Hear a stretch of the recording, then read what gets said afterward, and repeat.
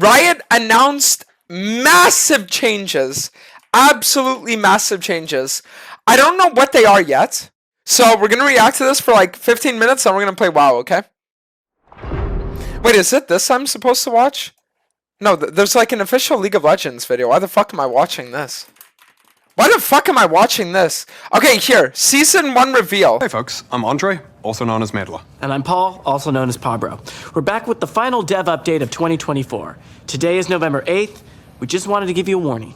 We will be talking about Arcane. Wait, so that was November 8th. Now it's November 25th. Are they time travelers or what the fuck's going on here? Spoilers in our first section. So if you haven't finished the finale, skip to the time on the screen. Alright, I haven't finished Arcane. Let's do this. Hey everyone, Wait, why does this guy have a shirt that says brain dead? I'm Chad, aka McIver. And his name's season's lead Chad. on League of Legends.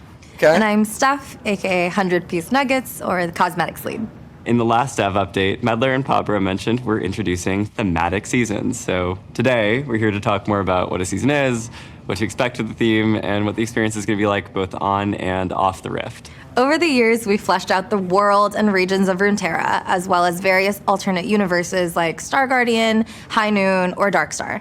We've highlighted these worlds in moments like summer events or narrative. Yeah, so that's like the rotating releases. game modes. Now we want to take that immersion further with our new seasons. So next year, we're going to have 3 seasons, each around 8 patches long, where we're going to follow champions around different regions of Runeterra. Wait. I'm so confused. What the fuck? Wait, what the fuck is this? So, are we even in season 15 anymore? Wait, so are we even in... So, is it even season 15? Each one is going to have its own theme, but we're going to have an overarching narrative that connects them throughout 2025.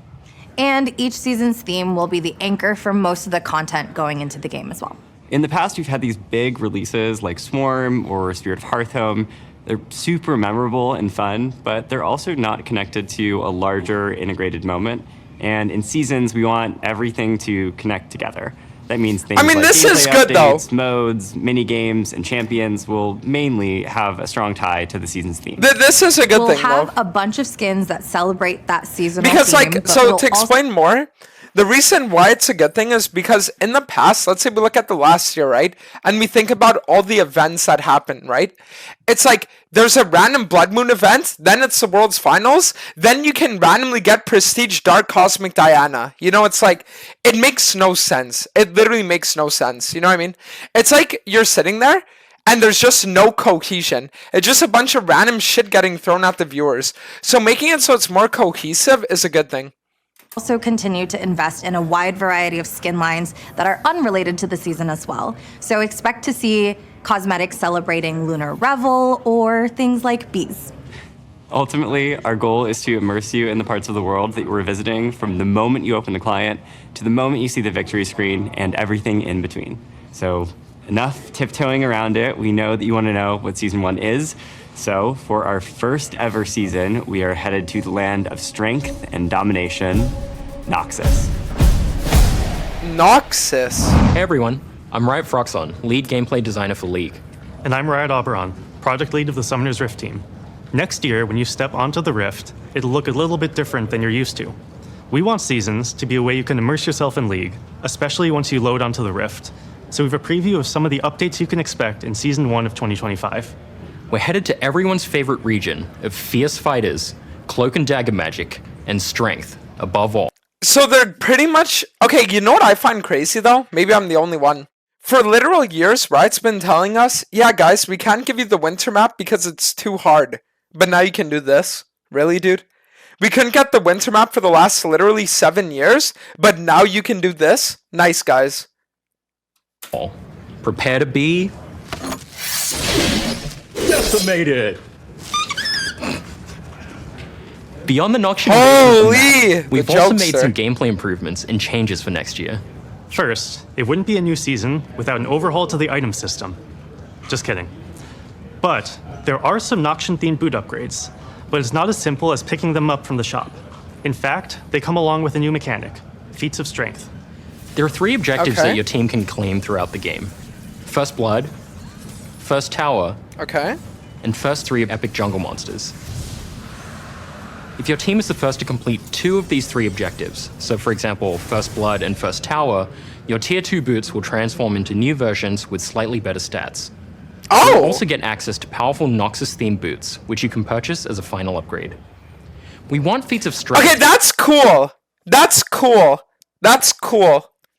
To celebrate early game success. No, it's not. Yes, it is. Let me explain. League of Legends is a very stale game. When you sit there and you're playing 15 games a day, 10 to 20 games a day, whatever it might be, every game feels like the same. The fact that now they're making it more interactive and it really feels like every game is going to have its own identity is an extremely good thing, especially for the streamers. Especially for the streamers. It's going to make it so that games feel a lot more coordinated. It's going to make it so that games feel like a lot more like you have an actual objective. The only thing is going to be that playing from behind is going to feel worse, but maybe they're going to have some things to address it. But no, I would say that's a very good change so far. Let's keep looking. Without immediately snowballing the game out of control. We're experimenting with different types of power progression to see how it feels for a reward in the early game to open up more choices in the late game.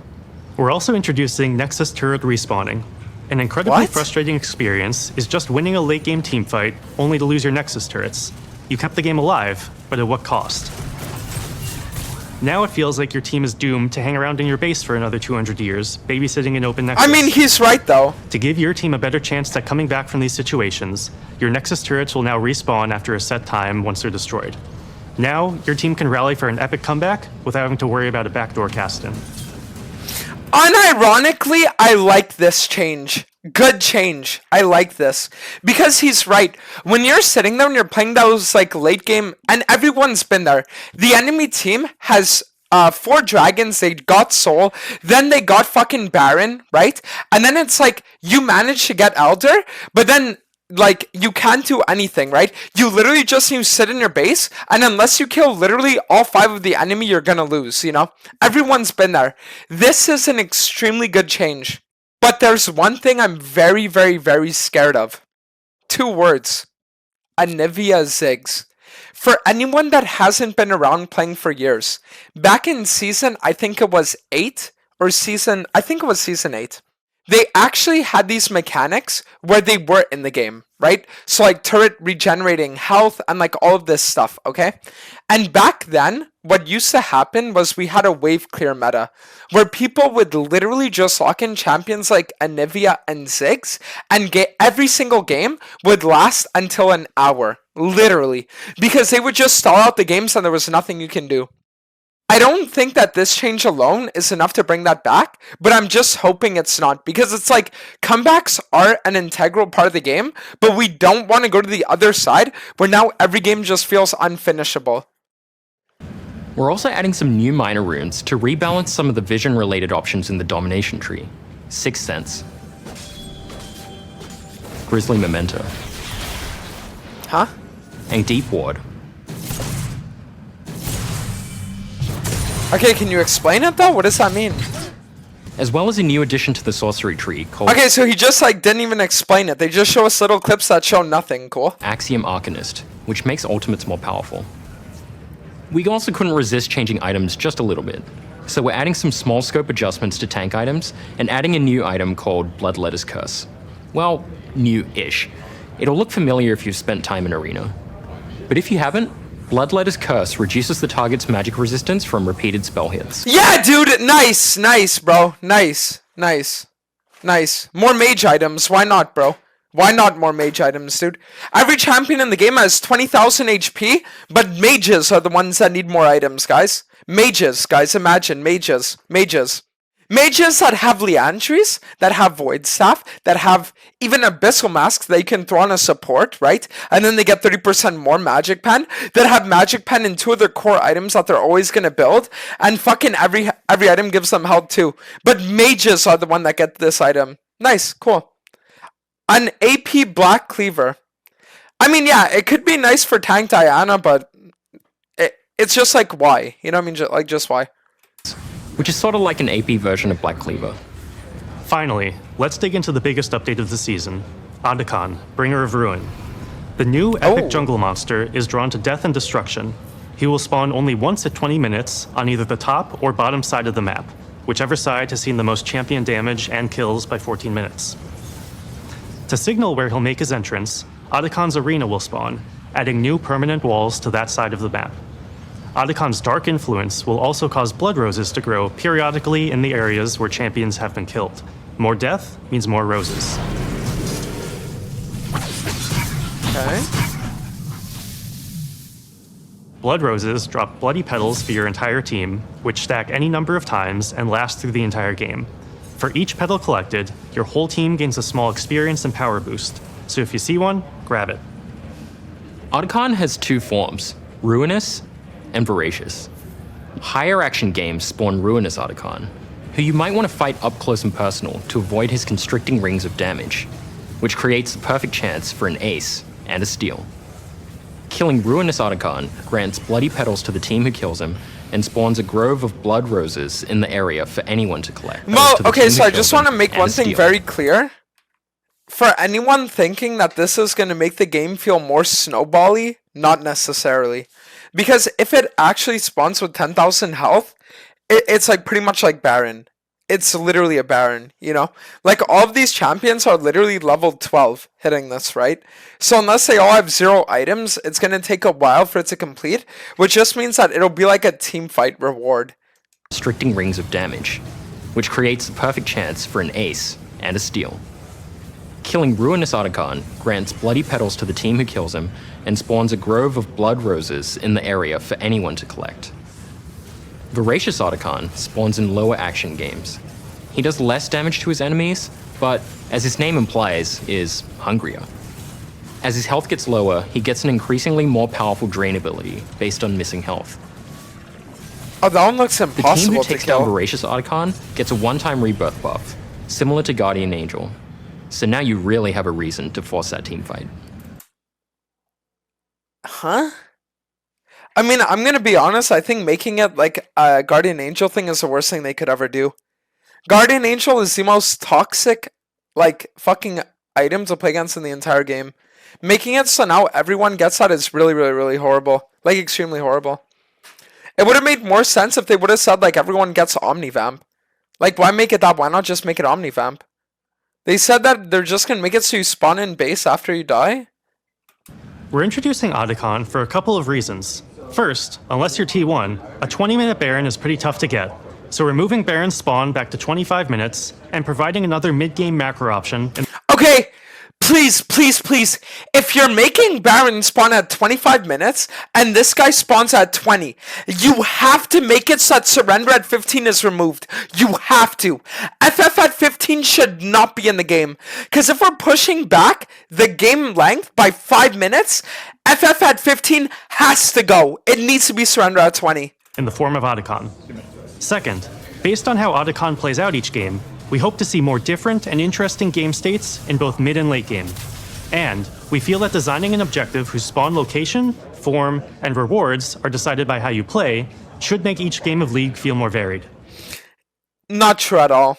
So, I see what Riot's trying to go for with this, but it's unironically just not true at all.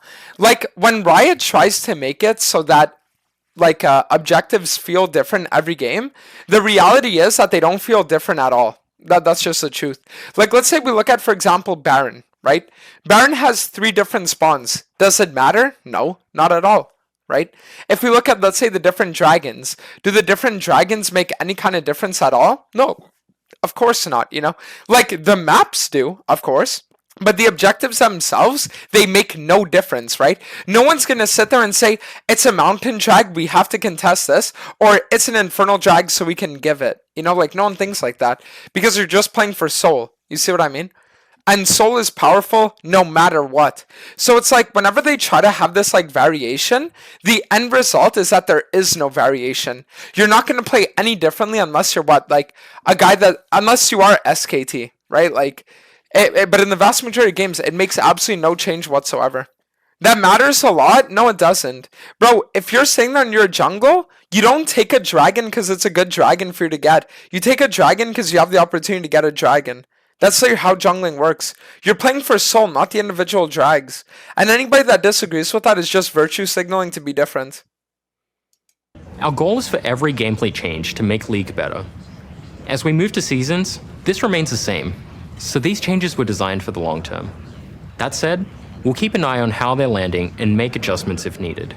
But for now, Archon and all the other updates are here to stay for good. We can't wait to see how these go as you start your claims next year.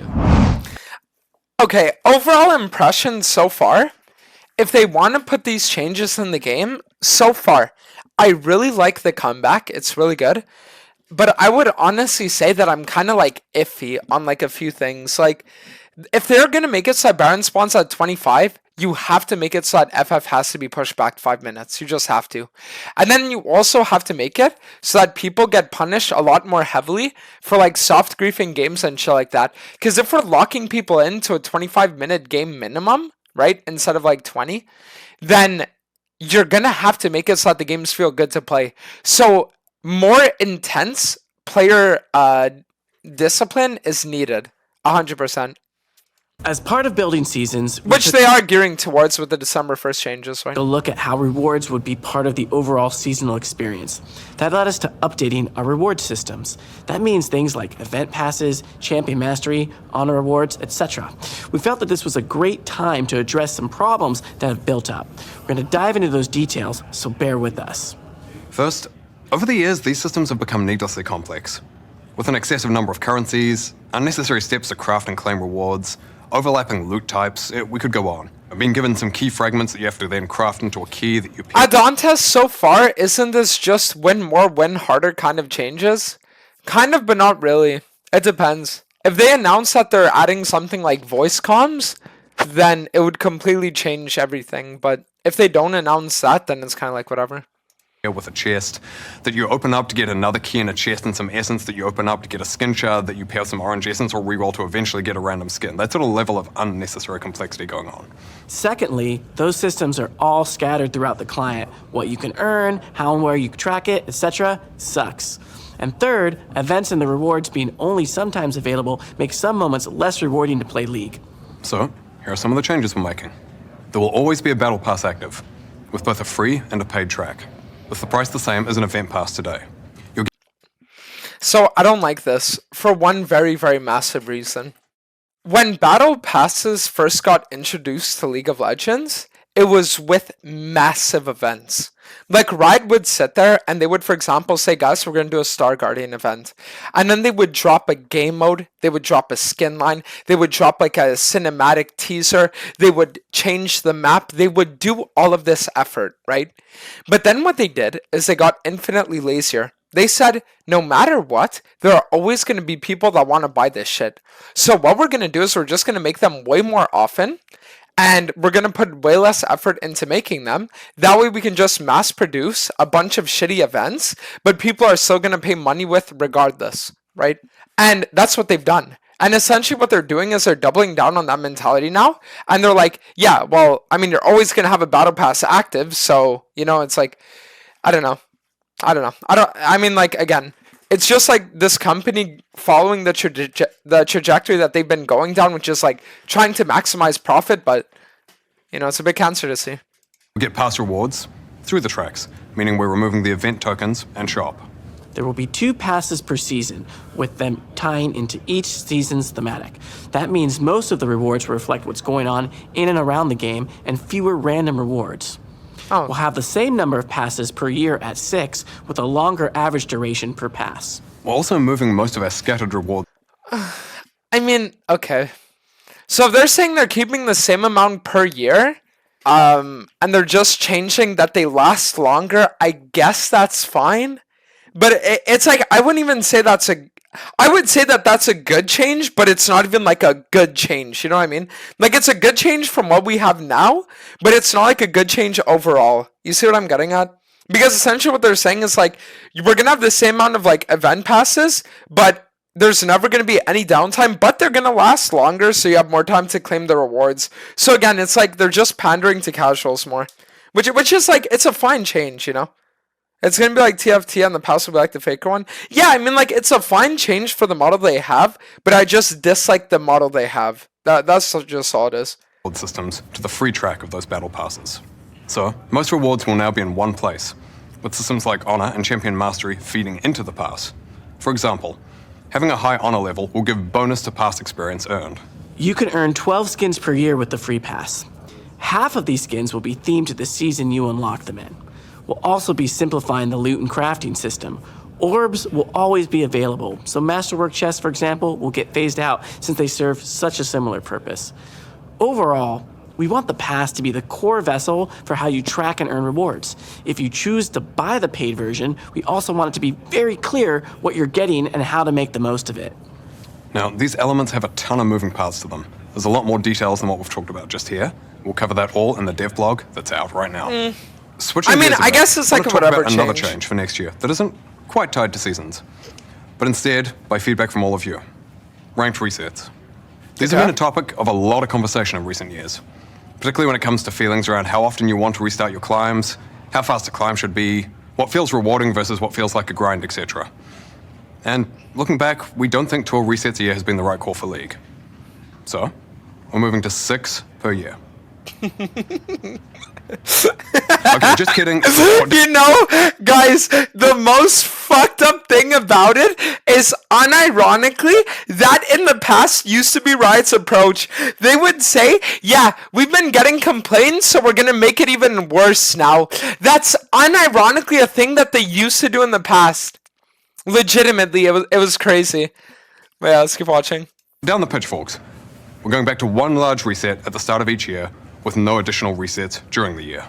Rank system tuning in terms of the size of the January reset, the number of the games to climb on average, and other systems will be similar to the numbers we used back in 2022 and before.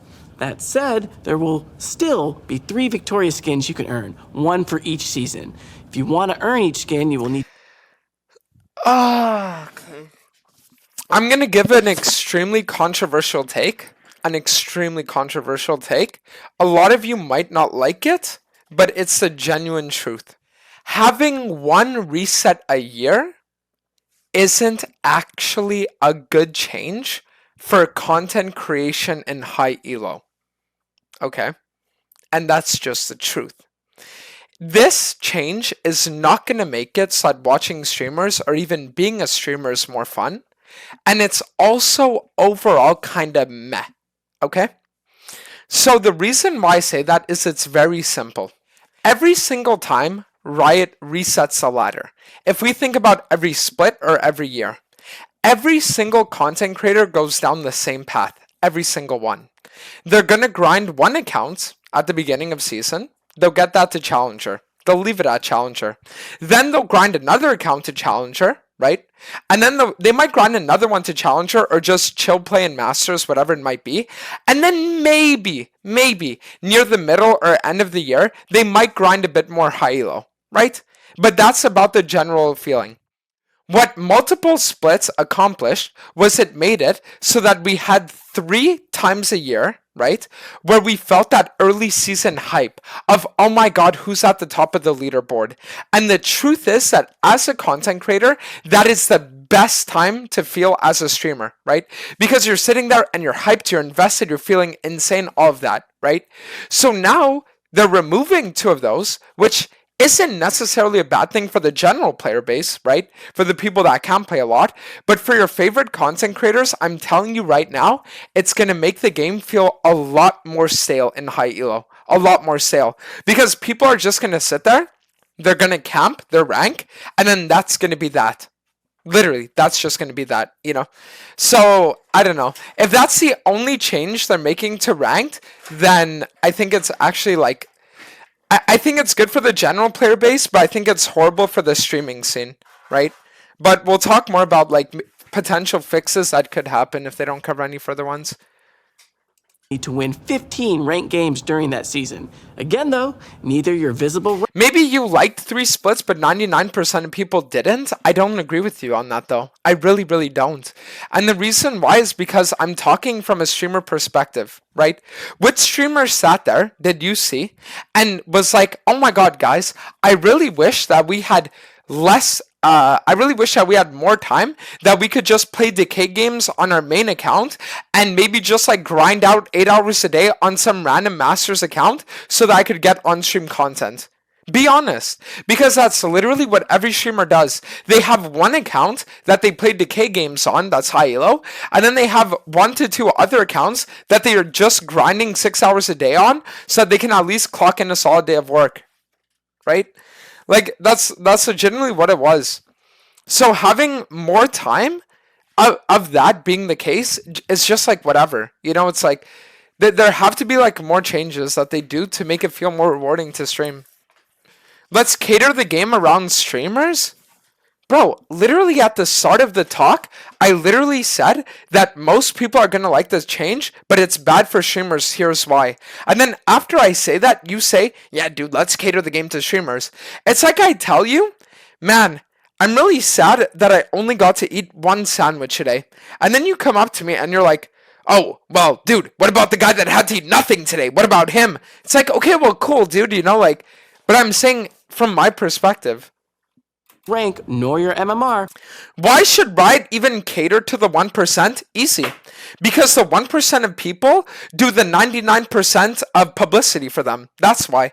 If it wasn't for Riot doing Arcane, they've literally invested 0 in advertising. 0. 0. Nothing. They invest nothing into advertising their game. 0. They don't have any community events. They don't do anything that's fun and gets people more engaged and want to play. The only thing they did was fucking Arcane. That was it. What about Worlds? Professional play does not incentivize a normie audience to start playing a game if the game is complicated because they don't actually understand or appreciate what's actually happening in the game. Right? So Worlds might get a couple people that'll be like, oh yeah, maybe I'll try League. And then a weekend, they're going to be like, oh, you know what? Meh, maybe it's not for me. I'll just quit. Right? Like that's literally what it does. Because a professional play doesn't actually have any incentive. Like what professional play does is it makes it so, let's say you take a guy that hasn't played in 2 years, right? And he's like, oh, let me see what's going on in Worlds. And he sees like, oh, I'm hyped. Let me play, you know? But you're not going to have this random guy that's a fucking World of Warcraft player that's sitting there and he's like, oh my God, I saw SKT versus BLG. Let me actually fucking download the game and play. Like that's literally not how the game works. You're overcooking right now. Wow, guys, that's weird. Why is it that the monthly player count literally stays around the same permanently? Literally. Where do you guys see any spikes? Here it spiked by what, 6 million? An increase of what, 5%? Is that even 5%? Less. Like, look at this, guys. This is average player count for the last 4 years. It shows from January to November. So January, March, May. So it doesn't show every month, but it's every what, 2 months? So it shows every 2 months, average monthly players. The game has literally been on a steady decline for like a very long time. And this includes Riot pushing Arcane. When was Arcane initially released? First episode, November 6th, 2021. So that was around here. Even Arcane, look at that, guys. It increased the monthly player count by what? Almost nothing. And then they just ran with the same player count for this long. And then in September 2023, they saw their player count diminish by 20 million. Look at this. This isn't a joke. The problem is that Riot does absolutely nothing to acquire new players, right? It's like, it's the bare minimum. Guys, do you understand that there are legitimate people out there that fucking live in like Eastern European basements, okay? Eastern European basements, right? And they literally barely have access to internet, and they're making custom skins that look better than what teams of people getting paid 6 figures a year in fucking California are making. Legitimately, they're making custom skins that literally look better than what officially employed Riot employees are making, right? There are people making custom winter maps. Still, like, one singular person. Like, hey, I really want winter map. I'll make it. One person is doing that. Like, come on. It's about time that people stop making excuses for this company. There's a reason why all this shit is happening. Fuck, the one the one thing that I could point you guys to that can truly make you understand not only the absolute incompetence, but also highlight just how ungrateful they are as a company to their player base is this. Who remembers what Riot did at the beginning of season last year? Does anyone remember? Or I think it was the beginning of, what was it, season 13? I think it was season 13. Do you guys remember? Because I do. I remember when Riot sat there and they didn't even know when the new season was releasing. That's what I remember. I remember when they sat there and they told us, yeah, we're not actually sure when the season's going to release. And we were sitting there fucking guessing until the day it reset which day the new season was starting. We had to guess because up until the day they reset it, they didn't even know. And then they had to roll back the Korean fucking servers 12 hours because they accidentally released it too early. What excuse could you possibly make? You have a community of streamers, many of which are willing to stream your game 12 hours a day, just because of not only how addicted they are, but how much they enjoy it. And you're sitting there and you're doing nothing for these people. Nothing. The only thing Riot has done for their streamers in the last 5 years is issue a fucking warning at the beginning of November 2024 saying, hey yo, if you're toxic on stream, you're banned. That's the only fucking thing they've done for their streamers in the last 5 years. Oh fuck, my bad. They invited people to the Arcane premiere. Oh fuck. Holy shit, never mind. Riot's a godsend. What the fuck is being invited to a shitty Arcane premiere gonna do for someone when then they're gonna have to go home and then stream 12 hours a day and have a miserable experience while doing it? The fuck is being invited to a premiere gonna do? Just actually get good at the game, join LCS, and then win Worlds for an A? No, but see, the problem is with doing that is, like, I'm telling you, when it comes to playing the League nowadays, I just don't have the motivation. Like, I sit there and I try to lock in, bro, but I can't. I just have literally zero motivation. I don't. Like, I'm sitting there and playing the game, and it's like the entire time I'm just reading chat. Everyone that hits Challenger, what do they end up doing? Let me just get another Challenger account. Do you think they want to play through another Masters account? No. They just want faster queue times so that then they can, like, get more on-stream content. That's all they want. Like, I'm telling you, streaming this game over the past few years has progressively become worse and worse. And it shows, you know, like, it literally shows in this statistic. Next up, we want to chat about a potential replacement for quick play that we'll be trying in some regions. It's called Swift Play, and it's meant to be a lower stakes experience than Summoner's Rift, though with more strategic elements than you'd find in, for example, ARAM. You'll still have the same core elements that you'd expect to find in a game of Summoner's Rift, you know, farming, snowballing, team fighting for objectives, etc. But with added changes to keep all players more competitive, like ramping gold and XP as the game goes on. Those changes won't make it so you can suddenly jump ahead of your opponent if you're 0 and 10, but they will make it so that even if you're down, you're never completely out of the game. The fact that Swift Play is also less punishing when behind should also make the mode ideal for those of you looking to play with friends you wouldn't be willing to put your LP on the line for. As mentioned, Swift Play will be rolling out in January to replace Quick Play in select regions, so we hope you'll give it a try. So essentially, they're just removing the concept of normal games entirely. Quick Play is different from normals? Let me see this. So Swift Play removes Quick Play and then we still have Draft Pick. So you can still play normal draft games. A bit of an interesting change, but okay. Know what you think when it hits live. We also have a blog dropping today with more details, so be sure to check that out. And last, but hopefully not least, we've got some changes coming to the practice tool. Over the years, you've told us that it's a useful but somewhat limited way to get better at League. The most common desire we've seen people bring up is to practice with other players, whether it's in one-on-one duels with a friend or on a full teamfight drill with a pre-made team. Practice Tool wasn't built with multiplayer in mind. And we've had some cautions about how League could be a lot less fun if the optimal way to get better is to spend almost all your time in Practice Tool rather than playing real games. But we do think we've likely been too cautious here. So we're going to be giving Multiplayer Practice Tool a try. You should see that on the PBE soon. It's an experimental feature, and we'll probably encounter an interesting range of bugs. Okay, this is huge. And you want to know, guys, you want to know who, when they heard this, was sitting there and fucking like clapping their hands, and I can tell was like pissing himself with excitement. My friend Professor Colley. Professor Colley is legitimately one of the hardest working, if not the hardest working League YouTubers out there. Like, he really is, right? And when you look at all of his videos, you have to understand that he was the guy that innovated the ideas for a bunch of these, right?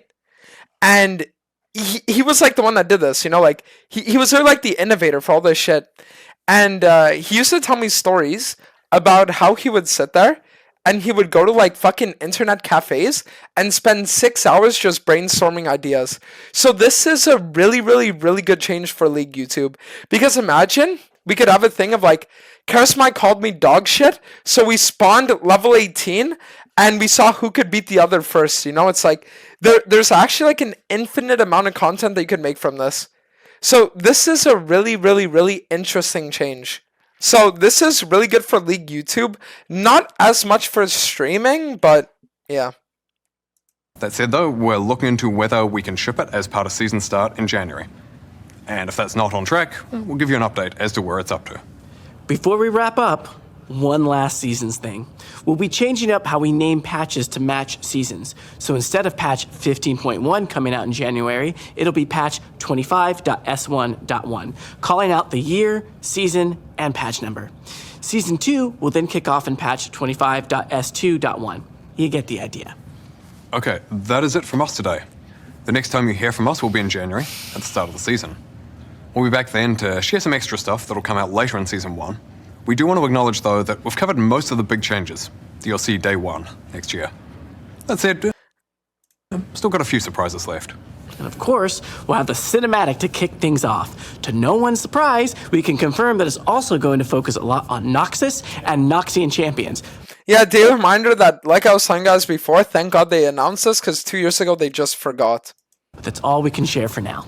We hope you all have a great December, great holiday season, and a happy new year. Nexus turrets respawning is a good change. I like it. The new objective being in the game, I also like. I think it's interesting. I do think, though, that FF vote needs to be pushed back 5 minutes. That's what I would say. Surrender at 20 minimum. I also like the fact that Riot is making it so that streamers are going to be held more accountable for what they say, so that now inting and griefing and shit on stream, at least, is going to be near impossible, right? The only thing I don't like about the change is that it doesn't hold the general community to the same standard, okay? So I think they need to make it so that the guidelines apply to everyone, okay? And that's what needs to happen, right? Other things are they're kind of saving the League of Legends YouTube side of things, so that's really good. But I don't really like that streamers are left in the dark. That's what I don't like. I think that something like voice comms, for example, could really save streamers because it makes it so that every game really feels refreshing and new. And I also think another potential change that they could do is if they were to make it so that tournaments were a thing. Riot hosted tournaments. So other than that, that's like my overall arcing view of everything. So yeah. Someone said check the dev in the description. What is this? Ranked dev update season 1 2025. Okay. In Split 3, we made some changes to increase the decay rates of accounts for players that take a long break. So if you're away from the game for a while and were previously applied, you may be placed in silver. While it can be discouraging to see that significant of a drop, we need to make it getting back into a smoother experience. Okay. Alt accounts. Let's see this. Each split, we apply a soft MR resets to higher tiers to give you a more fair chance to reach the top of the ladder. Incidentally, it also does a good job of purging the ranked ladder of ranked manipulated accounts. While we currently monitor ranked manipulation, there are a lot of new accounts each season that are boosted that these recent resets help address. So you're just like, whatever. What's that thing you were talking about that would save League in Season 15? Talon and Hums were also hyping something up too? Well, they didn't talk about it here, that's all I'm gonna say. But yeah, very interesting though.